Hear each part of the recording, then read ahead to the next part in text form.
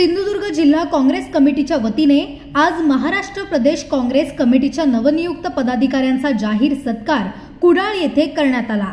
यावेळी रमेश कीर, सरचिटणीस हुस्नबानो खलिपे, सरचिटणीस साईनाथ चव्हाण, जिल्हाध्यक्ष इर्शाद शेख, विलास गावडे, प्रकाश जैतापकर हे काँग्रेस पक्षाचे प्रमुख नेते उपस्थित होते।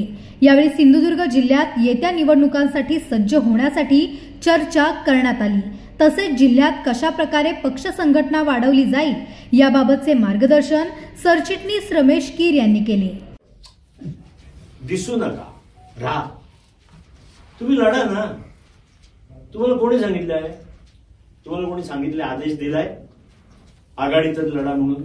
नाही ना। मग कशाला तुम्ही अंगावर घेताय आम्हाला? तुम्ही ठरवा तुमचं आणि तुम्ही ठामपणाने सांगा आम्हाला आमच्या पंजावर लढायचं आहे, विषय संपला, आम्हाला कॉम्प्रोमाइज करायचं नाही। आणि मी तुम्हाला जबाबदारीने सांगतोय, आम्ही बोललोय वर, मी पण बोलतोय, स्थानिक पातळीवर प्रदेश तुमच्यावर कुठलाही दबाव टाकणार नाही, असं प्रदेशचं आजचं धोरण आहे। ते काय म्हणतायत, तुम्ही स्थानिक ठरवा, जिल्हाध्यक्षांनी ठरवावं, जिल्हाध्यक्ष, तालुका अध्यक्ष आणि जी जिल्ह्याची जी कोर कमिटी आहे, म्हणजे काय होतं म्हणतात त्या कमिटीला, इलेक्शनची कमिटी आपली समन्वय, तर त्या कमिटीत तुम्ही हा ठराव करून द्या किंवा आम्हाला स्वबळावर लढायचं आहे। आता 2 तालुके असे निघतील ऍडजस्टमेंट वाले, त्यांना ऍडजस्टमेंट करा, पण ज्यांना स्वबळावर लढायचं आहे, ज्यांची ताकद स्वतःची आहे, ज्यांचे मतदार स्वतःचे आहेत, त्यांना फरफट करण्याची गरज नाही।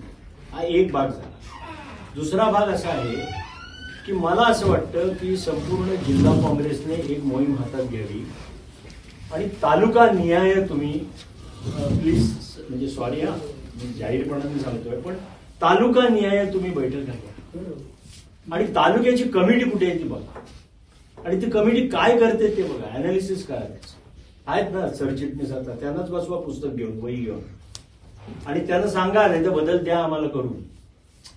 कसं आहे माहितीये का, नाही तर पक्षाची स्थिती खरंच आपण, म्हणजे मी त्याबाबत पक्षाबद्दल कधी निगेटिव्ह नाही बोलत, पण आपली स्थिती अशी की आता तरी सावध होऊन काम करायला पाहिजे आपल्याला। म्हणजे जे चांगले काम करणारे कार्यकर्ते आहेत त्यांच्या पाठीशी आता आपण उभं राहिलं पाहिजे आणि त्यांना संधी दिली पाहिजे काम करण्याची।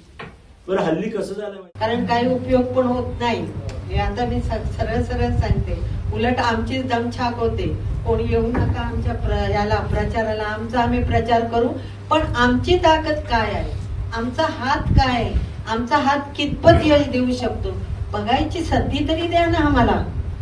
मी तुमच्याच विचाराची आहे, माझे विचार तुमच्यापासून वेगळे नाही आहेत आणि आमचे विचार आम्ही मांडत राहतो।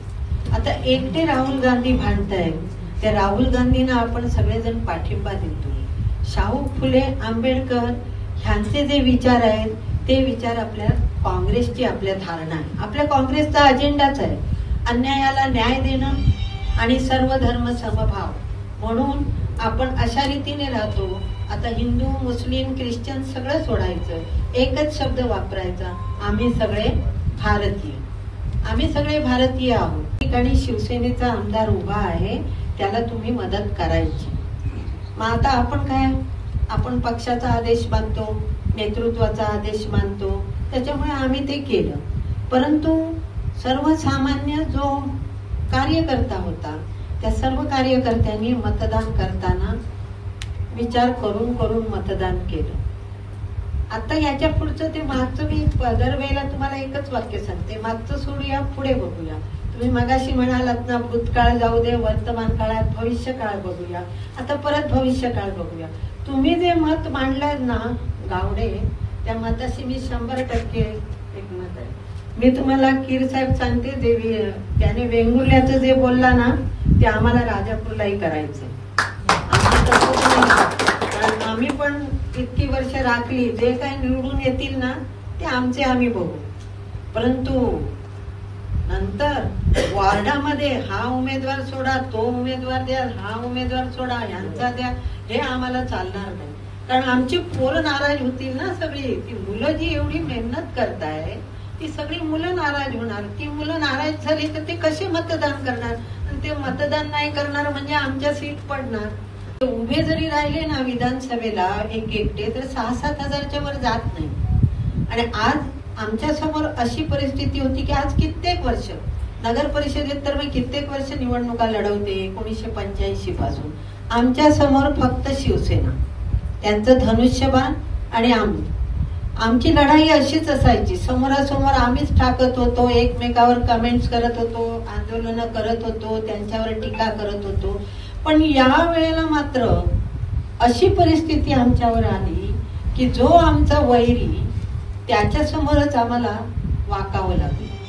तेच राजन साळवी आमचे आमदार म्हणून उमेदवार म्हणून पुढे आले.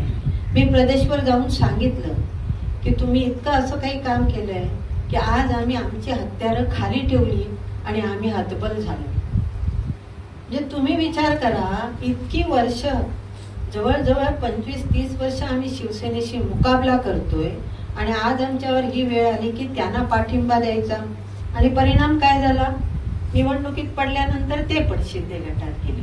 म्हणजे आम्ही परत काँग्रेसवाले एकाकीच राहिलो. आम्हाला आता परत कोणाचा पाठिंबा किंवा त्यांची काही मदतही मिळणारच नाही हे आम्ही